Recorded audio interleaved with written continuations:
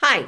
So a couple of years ago, decades ago, I was working in a school that had this phrase or philosophy of just in time support, or just in time discipline. We're going to use that philosophy with just in time communication. This week, we're talking about communication. And you think communication, got it. I've been talking for a very long time. But communication is actually quite complex.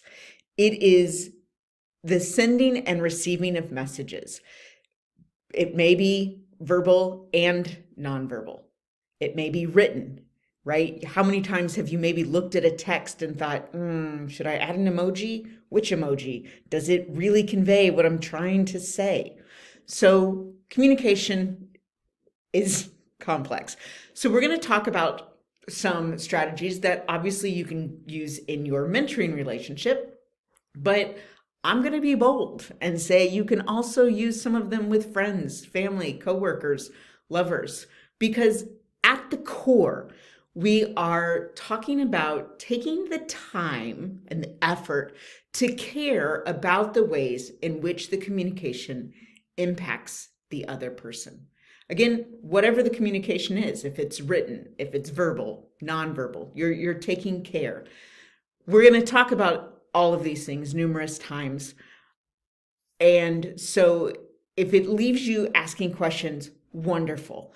There will be time in this semester for that to come out. And you can always email me or call or whatever as well. So the beginning of a new mentoring relationship is exciting and delicate. Mentoring goals usually involve, fostering new practices or trying previous ideas in a new way. And that means there could be some challenges. And you might be thinking, oh, well, how do we navigate this? And one of the ways to do that is with ongoing specific dialogue. And there's a key component there, which is trust and respect. And we don't get to choose who trusts or respects us. We're going to do the best that we can and go from there. Okay, so you've met your mentee, you've outlined the purpose, you've set the goals, etc. And now you've done your first observation, and this is the first meeting after that. If possible, you're going to want to do the first meeting after the first observation within a few days. This is getting back to the idea of just-in-time communication. It is also the most effective for building your relationship. The follow-up meeting to an observation should follow this arc. You are listening. You're noticing and supporting. You're seeking information or clarification. Then there will be instructive feedback and affirmations. You might struggle with wanting to say all of the things and just getting right to the feedback, but part of a healthy and desirable mentorship is to allow for reflection and thought on both parts. And this will also help build respect and trust. So what you might do, you've done the observation, you're meeting up, and you could try a couple of things. You could see if they initiate the conversation, right? Of course, you say, hi, thanks for meeting, and then sit. See if they start the conversation. If they don't, and this is of interest to you, you might, hey, thanks for coming, thanks for meeting. You might say, I like to start with just a little bit of silence so that we all get settled. You might also say, hey, thanks for meeting me.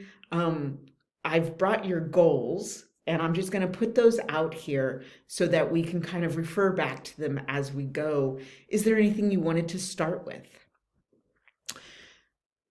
And there are a variety of others. Those are just a handful. The idea is open-ended questions as you move through the dialogue and giving time for reflecting.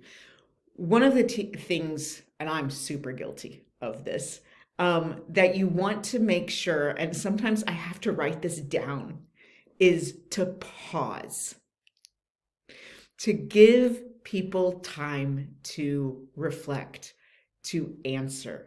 When I was first teaching and I'd ask a question, I actually had to start counting to myself before I would, start looking for students to have the answer, or to respond. They didn't always have the correct answer. So we want to listen first before being heard. The primary goal is to listen for understanding. If you're a supervisor, this might be a tightrope to walk, because as a supervisor, you might need things a certain way. And as a mentor, the only responsibility is to support the mentee to finding their way. And this can take some time. Remember, we're not talking about a rule or code violation. That falls in a different category. We're merely talking about the mentor relationship and the goals that the mentee and you have come up with. So you're going to listen with attention and acknowledgement. We've all been there when we know we're talking to someone and they're not listening. So don't do those things, right? There's a list in the module that kind of talks about this. Some of these things are going to vary culturally or even individually. I happen to be able to give a lot of eye contact just for whatever reason. That does not always work for some people. And there are other ways to show that you are interested and listening. So do those things, and we'll talk about some as well. So when you're listening, you might even reinforce by saying, "Oh, I'm listening and I want to make sure I understand." Or if I'm understanding correctly, this is what you're saying, and you can paraphrase. And of course, give pause. If they don't respond immediately, hang with it. Silence, I think, especially in the American culture, I can't speak to other cultures. Silence is often thought of as not great. In this chapter and other chapters of my life, I'm trying to move into it being okay, and not just okay, but even lovely, and just kind of hanging with it. Silence is where things can grow, not fester, although I guess they can do that too. But it gives a chance to percolate. All right, so we're going to go back to the arc, right? Listening, noticing and supporting, seeking information and clarification, and the feedback. So when we're listening, we're paying attention, we're paraphrasing, we're summarizing. Noticing and supporting. So you're noticing some of maybe the nonverbal language that is being communicated. You also are noticing, what maybe word choice are they using? Have they switched to different words that maybe fit a different context, or just something to think about? Seeking information, right? You're just asking for some clarification questions, if you have any, right? You've done your observation, and oh, I was observing on Wednesday and it looked like there were 12 kids in the classroom at that time. Is that typical? Just to make sure that when you're, getting to the instructive feedback and tying things to goals, that you have the information that you need. And then the feedback that supports reflective thinking. Right, you've already set the time to talk. You have plenty of time to talk. You've observed, and you had previously set the goals. I can't emphasize this enough, that especially there at that first meeting after the observation, to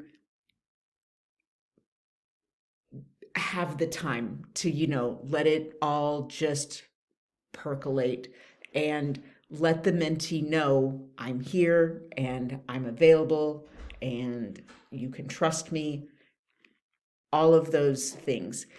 If you've had a terrible day, or your babysitter canceled, or whatever those things are, go ahead and reschedule. I know we're talking about just-in-time communication, and I do stand by that. But if you can't be truly present for that amount of time, on that first observation, especially since you're still building the relationship. Reschedule for, as soon as you can.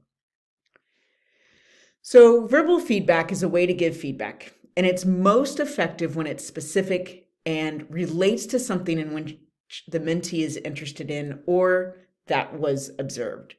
It should connect back to what the mentee said they value, right? Again, the values likely are tied to their goals. We've talked about that. There's been some stuff in the modules for you to think about your values. And I would have your mentee think about those as well, especially when you're pulling up your goals. So you're going to begin with positive comments that are specific, descriptive, and strength-based. Everyone has strengths. If you've done the observation and you're like, holy moly, I didn't see any strengths, I want you to call me. I will help you come up with some strengths. I know you're thinking, Dr. Luke, you weren't there, you didn't see it. Have faith. I've seen all sorts of teachers. I can help you come up with a couple of strengths. I promise you. Using reflective questions that are open and non-judgmental are key to mentoring through dialogue. For example, they've shared a little bit, oh, what patterns are you noticing with this particular kid? Or do you know how the family of this child views this particular situation? Again, you haven't formed a judgment, or maybe you have, but it is letting the mentee know, I'm working through this with you. Then it's time for the instructive feedback. You started with the positive comments. You've clarified anything that you needed to clarify. You are supporting and noticing things as they are asking and giving you information. You've maybe asked some open-ended questions just for some, context and what have you. And then you can talk about some of the instructive feedback that you'd like to give. Again, you're tying it back to goals. It's possible the minute you sat down that your mentee wanted to get straight to the instructive feedback. And it can sometimes be hard not to jump right into that. I implore you to not. It might be hard depending on the day, but you can even say, there are a couple of other things that I want to hear about from you before we get to that specifically, but don't worry, we're going to make time for it. Okay, so crucial to wait with the instructive feedback. Again, we're building this mentor-mentee relationship, and so we want to allow for these things to take place. And leading with instructive feedback, especially there at your first meeting, typically doesn't go well in building the relationship. And again, you can share your process. I'd like to take a moment, Okay, an example of some instructive feedback might include, oh, I noticed that Jalen, the child you wanted me to observe, seemed restless. Let's discuss ways that we might be able to alter the environment to see if we can make that happen. Or it can be hard to transition a group of students from one activity to another. Have you tried using some type of non-invasive signal to help with the transition?